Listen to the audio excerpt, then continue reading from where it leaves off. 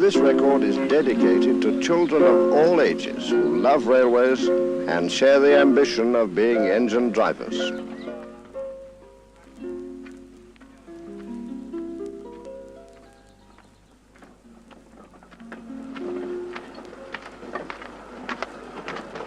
Talyllyn Railway is built to a gauge of 2 feet 3 inches.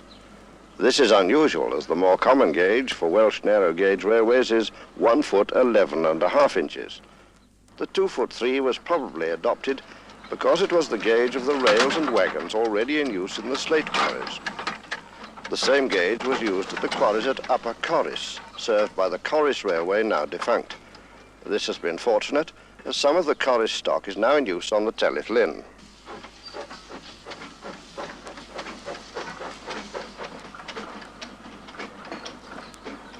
The Talyllyn narrow gauge railway is not a toy railway. It's a real working line, properly constituted by Act of Parliament, subject to the same statutory rules and regulations as Big Brother British Railways, as witness the bylaws of the original company.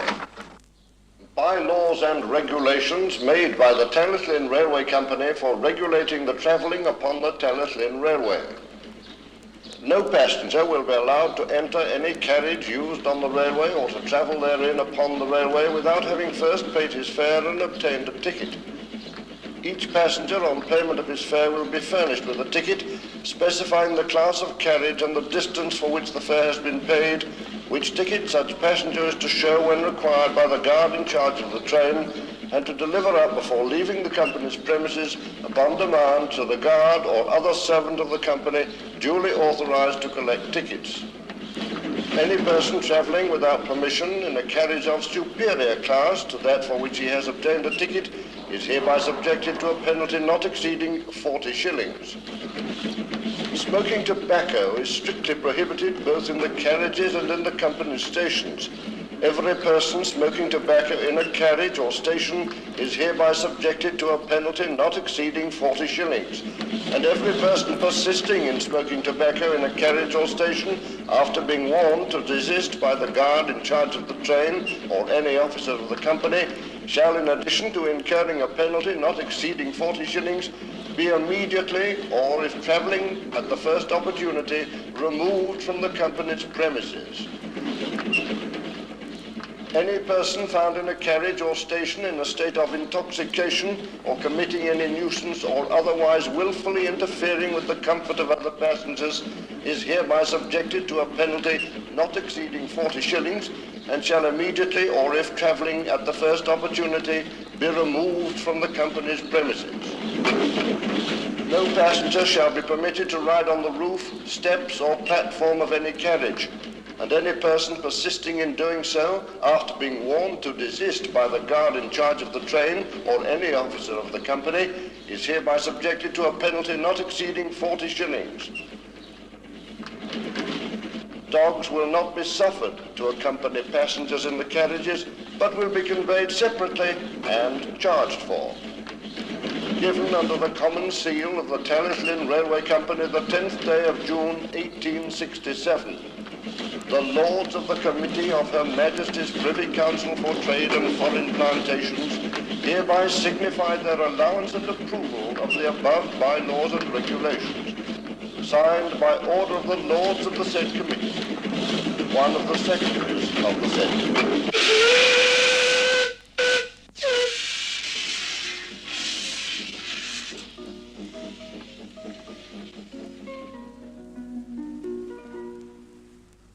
Now I'd like you to meet the President of the Talyllyn Railway Preservation Society and the Chairman of the Talyllyn Railway Company, the Right Honourable the Earl of North Esk. Wait a minute, Bill. Don't I hear a Great Western whistle? Yes, it must be. It is. It's my old friend Edward Thomas, number 4, just leaving. Oh, there she goes. I think I know her better than most of our locomotives. I've fired her on many occasions and driven her, and we seem to get on jolly well together. Sure you do, Lord North Esk. Are you an engine driver or a past fireman? I'm a past fireman and a qualified driver on the Talyllyn. both of which I'm jolly proud. I know that you're proud of the whole railway, aren't you? Intensely proud. The members have done something, I think, here. They have preserved and brought back to its finest one of these lovely little old narrow gauge railways of our country. And when steam is unfortunately going to vanish from our railways, we will always steam on the Talyllyn. I take it you've always been interested in railways then? Always, yes. Ever since my earliest days, as a small boy, I was given a toy set, and thank God I've never grown up. Have you any other particular memory of the railway that fascinates you, that you wouldn't have missed, an occasion that you wouldn't have missed? Well, one, yes. When at one of the annual general meetings, unfortunately it was a pouring wet day, I was firing, and rail was slippery. I had to get out on the buffer beam. My back was being cooked by the smoke box door, and I was sanding for all I was worth. And later at the meeting I said, if anyone could find a picture of any chairman of a railway company doing what I did today, I'm delighted to have it. I still haven't got it. No, I don't think you will get one either. You referred to the future, many years ahead. You're confident that the railway will go on like that? Absolutely. I think thanks to the wonderful work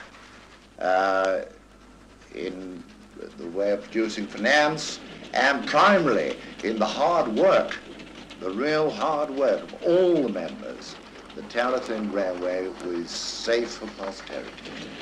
Thank you very much, my lord. And now let's meet someone who's very often seen about the line, the Secretary of the Talyllyn Railway Preservation Society, Pat Whitehouse.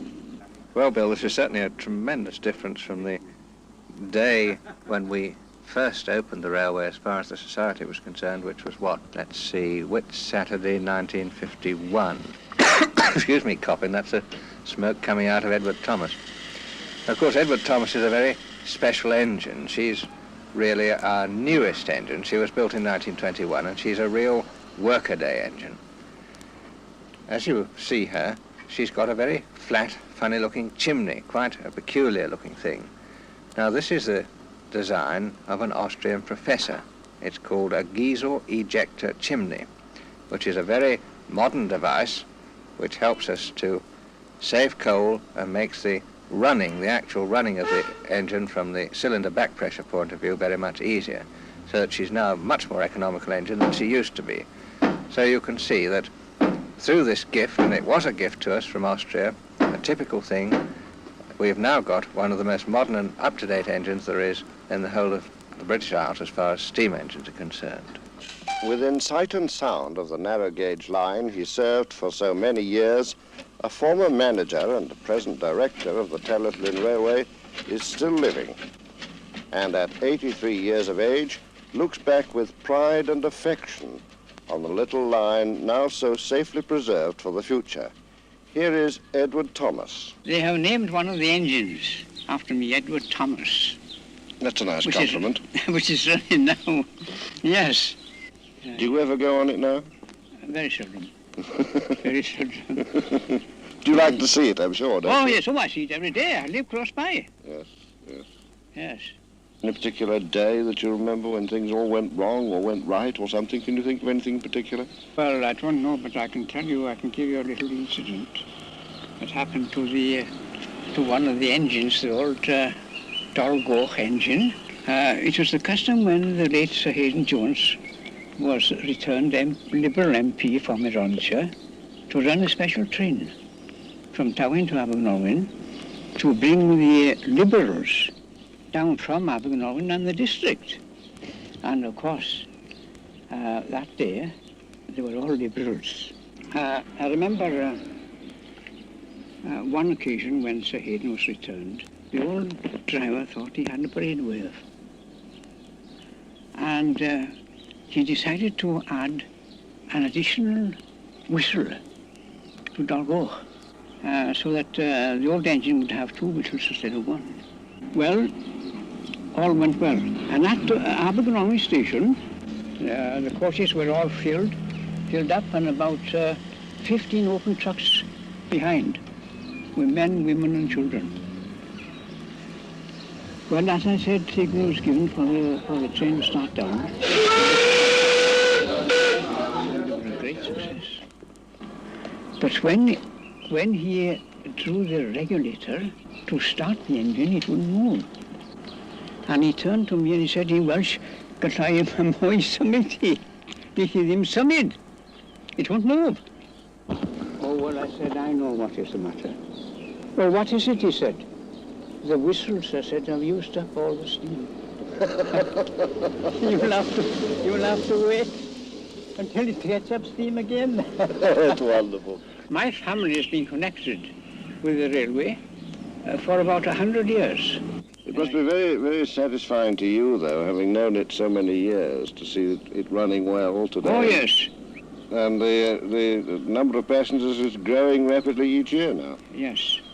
Oh, yes. I think it'll make a very good season this year. Aye. But of course it depends to a very, very great extent on the weather.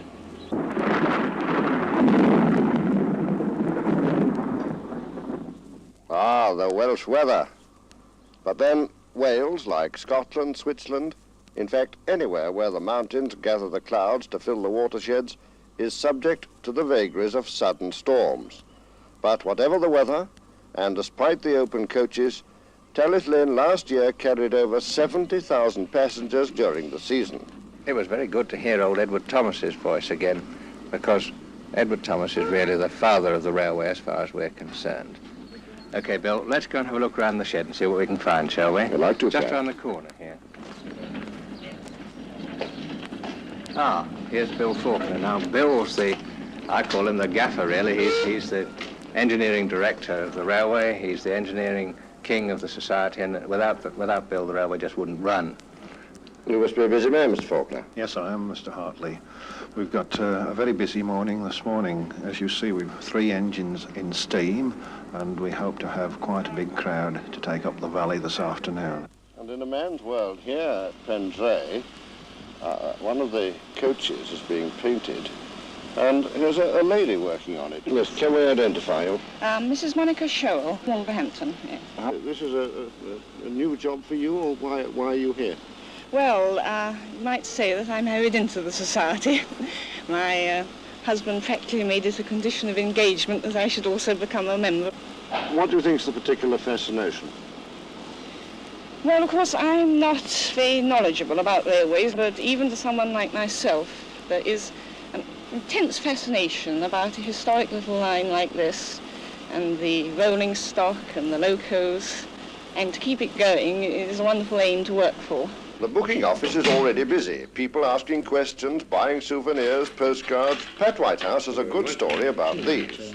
One of our very fine members was Ken Marion, who was general manager down here for several years from 1952 onwards.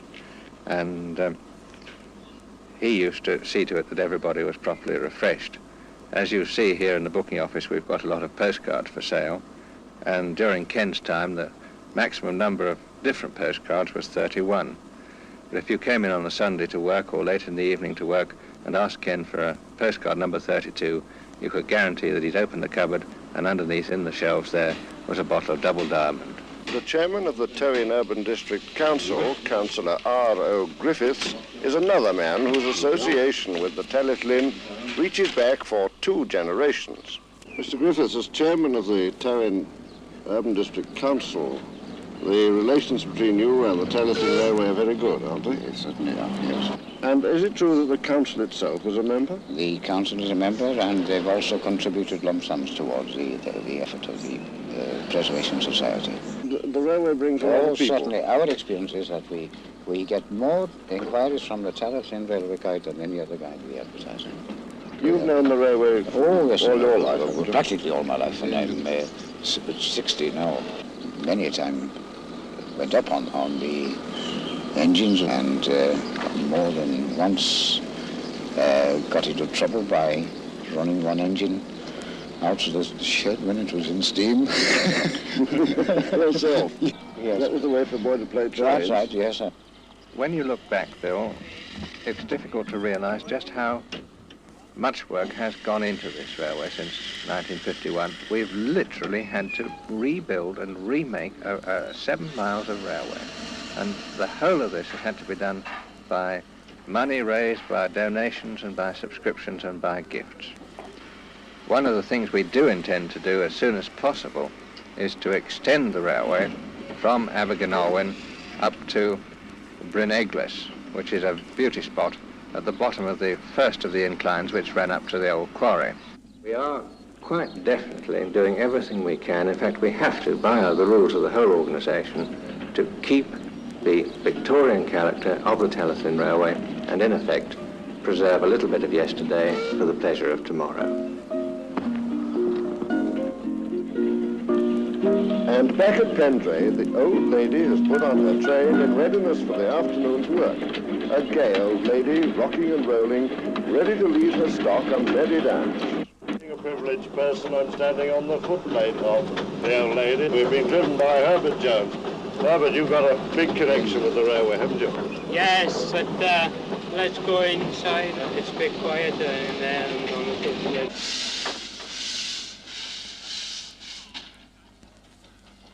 Well, now, Herbert, that's a bit more peaceful. Outside your house, just by Pendray Station. Let's get back to this family connection. You and your brother and your father have all been on the railway. When did it start?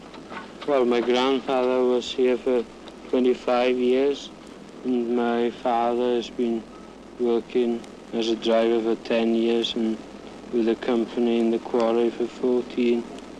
And I've been here since I was a kid. I imagine the family was very pleased when the society came into operation. Oh yes, it's a good thing and a good thing for the town. Have you got a preference amongst the engines? Oh yes. Which one? Oh, I like Edward Thomas. It's a very good engine. Sorry? A favourite engine. Have you got a favourite amongst them? Column 3 was my favourite, but now she's needs a new boiler, I think.